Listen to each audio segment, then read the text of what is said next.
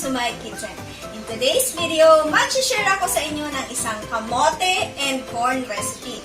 So, ang i-share ko sa inyo ay isang merienda at patok na pang-negosyo idea na pwede nyong gayahin. So, ayan, before we start, kung bago kayo sa aking channel, don't forget to click the subscribe button and click the notification bell para lagi kayo updated sa aking mga new videos. At para sa mga ingredients, eto na ang ating mga kailangan.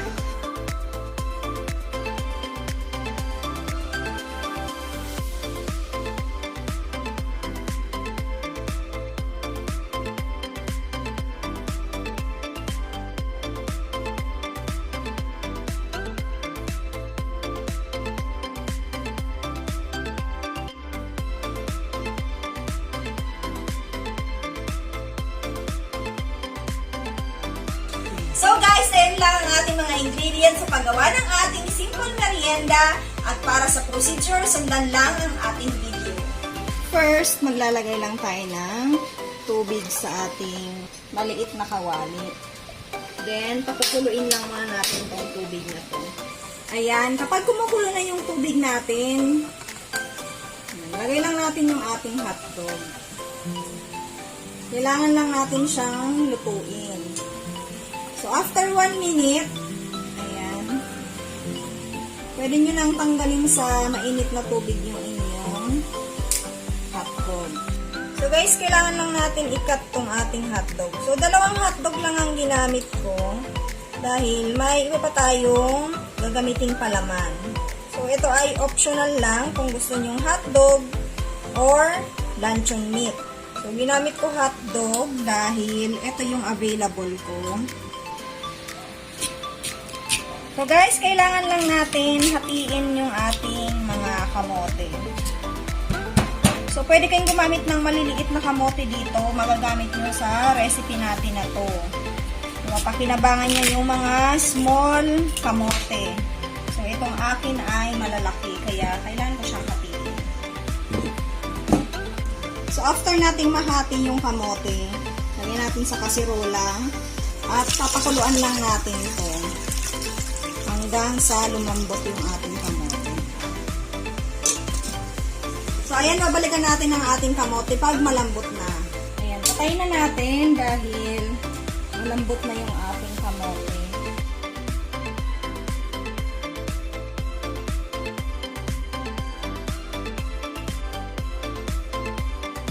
So, guys, babalatan na natin yung ating mga kamote na nilaga. Mas maganda kung medyo malambot yung kamote nyo para hindi na tayo mag-add ng tubig mamaya. So guys, eto na yung ating 1 kilo nilagang kamote at kailangan lang natin siyang durugin.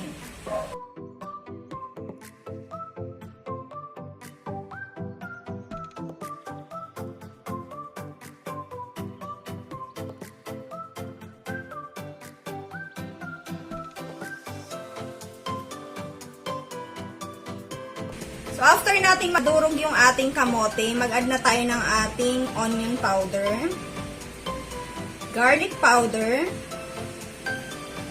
ground black pepper, salt,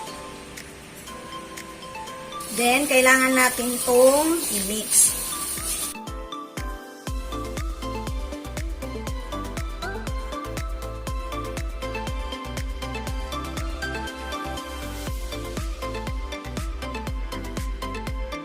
So, after nating ma-mix lahat yung ating mga pampalasa, mag-a-add tayo ng breadcrumbs.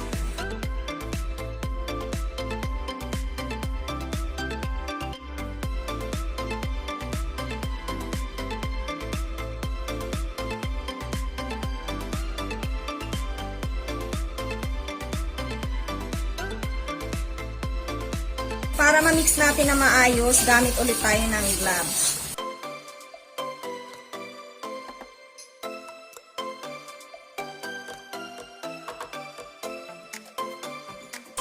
So, dapat guys, habang hinahalo nyo to, magte-test tayo kung makaka-form tayo ng bilog.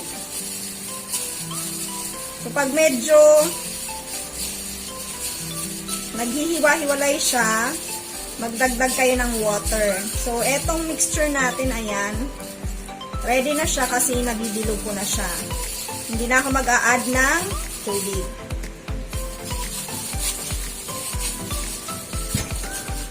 So, after mixing, iset aside muna natin to. So, para sa ating corn, gagamit tayo ng, ayan, Jolly Whole Corn Kernel. So, guys, etong ating corn, hindi na natin siya lulutuin dahil ready to eat na. Pagbukas ng lata, pwede nyo nang kainin ang mais na yan. So, ayan, gagamit ako ng 1 tablespoon as measuring spoon. So, kailangan mabuo lang natin yung, yan, magawa lang natin na balls ang ating mixture. After natin magawang balls, kuha tayo ng hotdog, cheese. I-press ko lang siya para masigod ko siya ng maayos mamaya.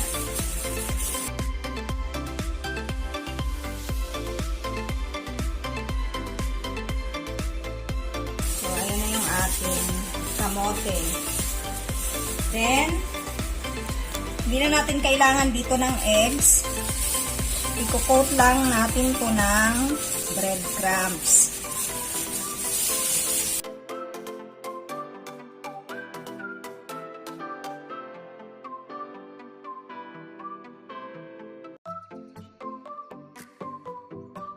So, para sa ating next palaman, kuha tayo ng corn, then cheese.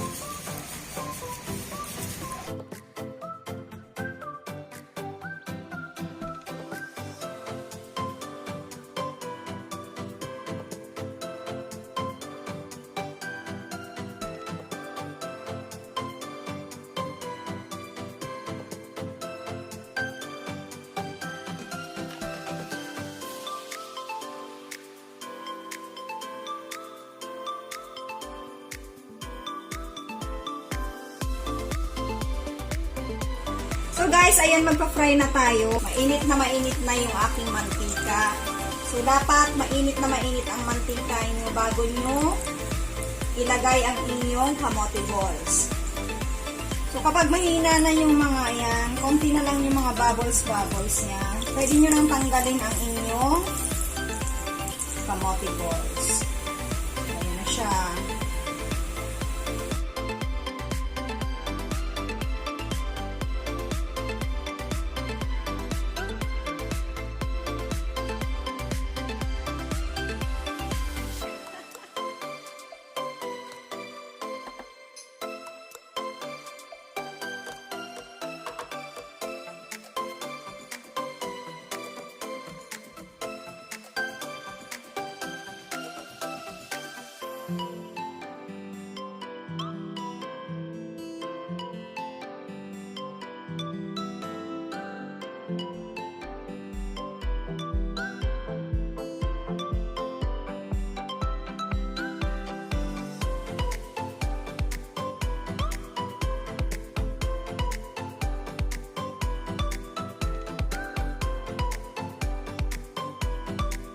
So guys, eto na yung ating finished product ng ating ginawang kamote and mais recipe.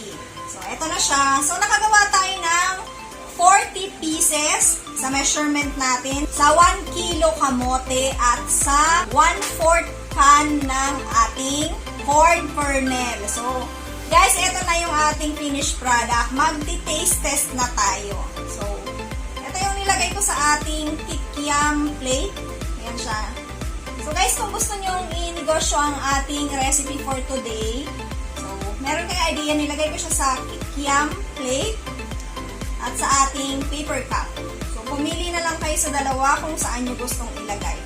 So mag-taste test na tayo.